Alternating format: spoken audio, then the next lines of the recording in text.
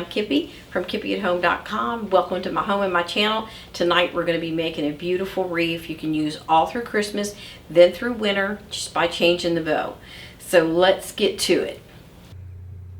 All right, we're going to start making our wreath. I have about a 20-inch grapevine wreath I had made locally by the grapevine lady right in Crestview, Florida, in case you're interested to order some, and she does ship.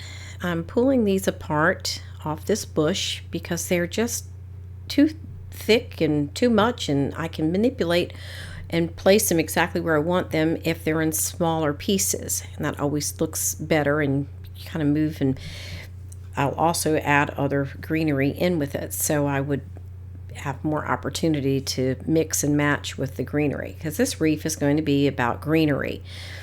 I think of winter, and the beauty part about making a wreath that's very wintry is that it goes past Christmas, so it can be kind of a winter wonderland. Now you could add a red bow to it and change the bow, and you'd have a look for Christmas, and you'd have that winter wonderland look by just replacing the bow with maybe a white bow. So just cut those down smaller. Now first I'm going to place them in and decide their placement, and then I can come back and hot glue or wire the elements in. But first, I don't do that since it's very, I change my mind a lot, as you'll see. All right, well, let's get started. All right, now I'm going to start placing those branches in, and I'm paying attention to some that are more snow covered and some that are very light in the snow. So I don't want them all to be white in one place and then not so white in others. And I also am paying attention. I'm trying to zigzag back and forth because you want the eye to travel around. And I also want to pay attention to where those pine cones are being placed. So kind of pay attention to that. And I also want the branches to kind of hang off and look more like they are just gathered and bunched on there, I guess, more of a natural falling. So then I added these eucalyptus branches. They add a little bit of different green and texture, and they have a little bit of shimmer to them. So that adds a little glistening snow kind of look. But this wreath is going to be, as I said, very natural and neutral. So it goes in any interior. Your bow is what's going to, make it pop for your particular design. And this wreath can be hung inside or outside, so that is up to you. And I have it all in one direction. It looked like I was thinking about it, but anyway, I am going in one direction. It is all upward, so the bow goes at the end, and the bow will have long tails, and so I want it to be at the end so it hangs off the end of the wreath. Anyway, my placement on these things, I've adjusted a couple more times, so nothing is in stone.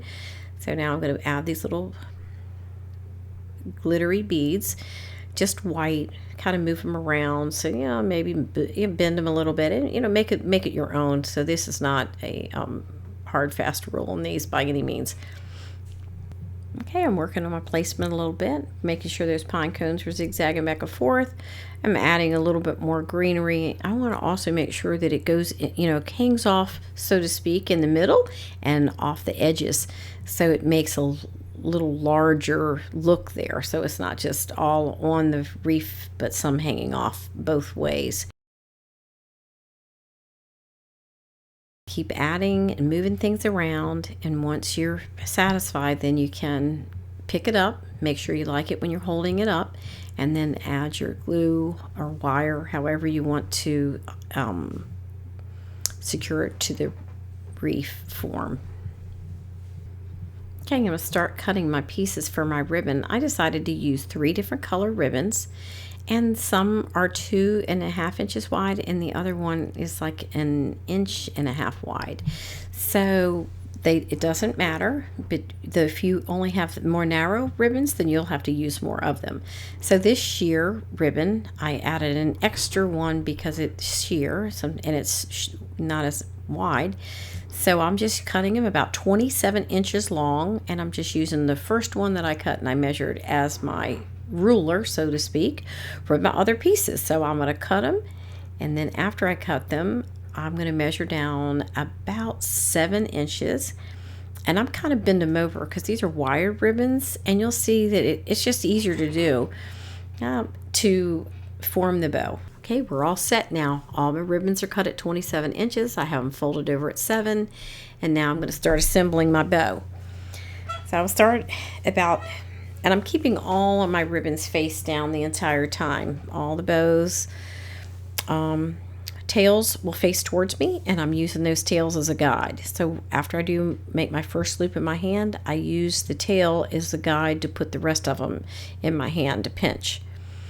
So as you can see, I'll alternate back and forth between the ribbons, so they're all different, and I fluff as I go because I kind of smashed them down so I could pick them up and do them one-handed easier. So here we go, and then I'll put my little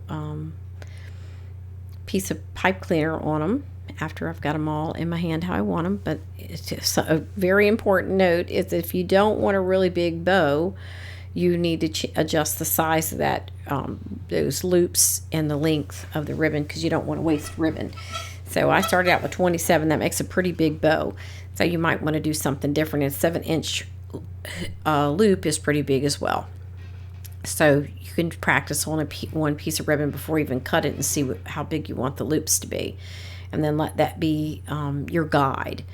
So I'm going to get all these in my hand, and going to make sure that I'm keeping my I've got the wrong sides up, the wrong side of it, and it means so the pretty tails are towards the table, and that means when I go to pick it up at the end that it's going to be going the correct way.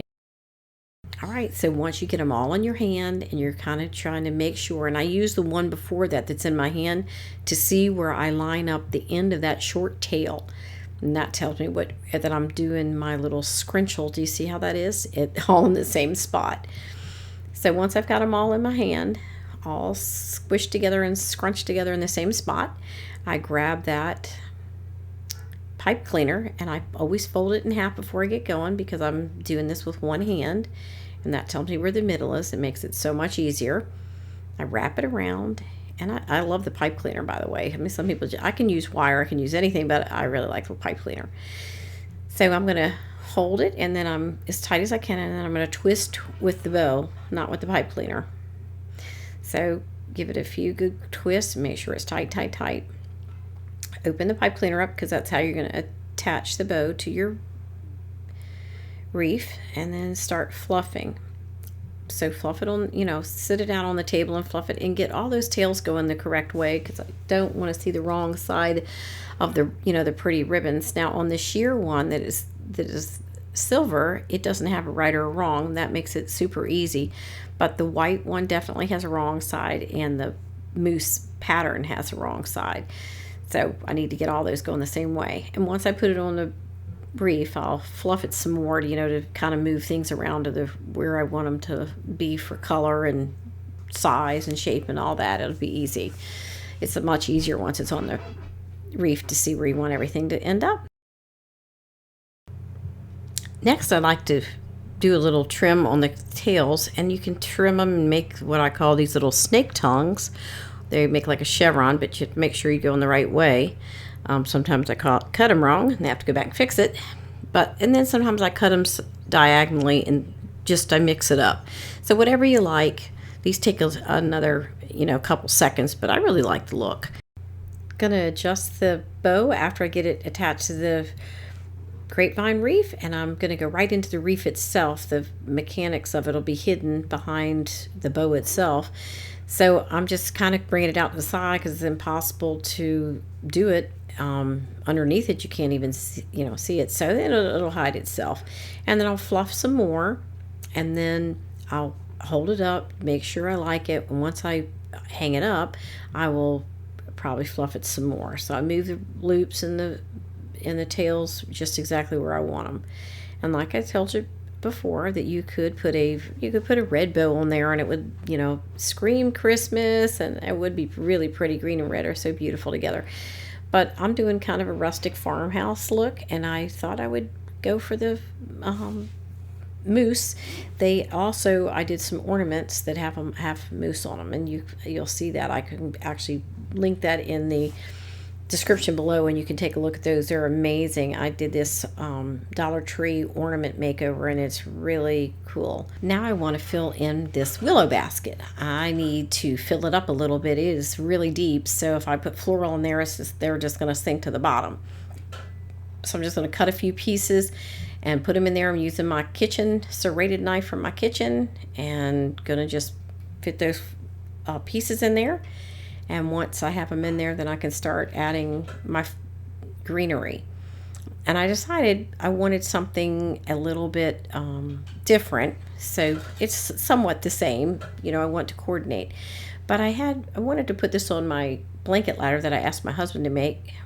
So I'll link or give you the instructions for that below in the description, as well as the stockings that I made, my modern farmhouse stockings. I made them, and I needed the ladder to hang them up. So my husband made the ladder. So I'll put the pattern and the instructions for that below, the link for that below as well. You're going to love that.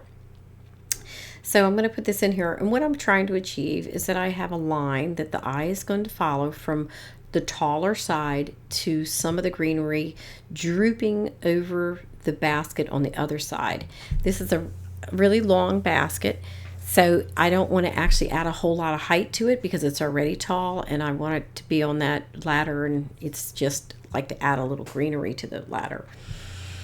And then when I finish it up, I'm going to put like a streamers of ribbon on it, because what I want is to add some interest going down that long basket.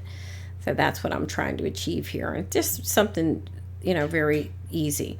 And this floral that I'm adding is a little different, even in the color. It's even like a little bit of gray to it, and you'll see that some of my items are gray already. So just manipulate it till you like the look, add your ribbons, and you could even put a bow, and you're set. It's going to be great.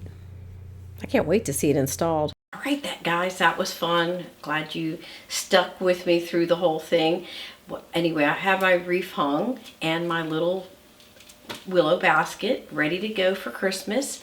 I hope you enjoyed it, and I'll link everything below about how to make the ornaments for the tree that I did in an earlier post, and the box that the tree is sitting in, and the ladder my husband made because I made these stockings to go with everything. So I'll put the links for everything, and you can DIY the most beautiful Christmas you've ever seen. Merry Christmas, and see you soon.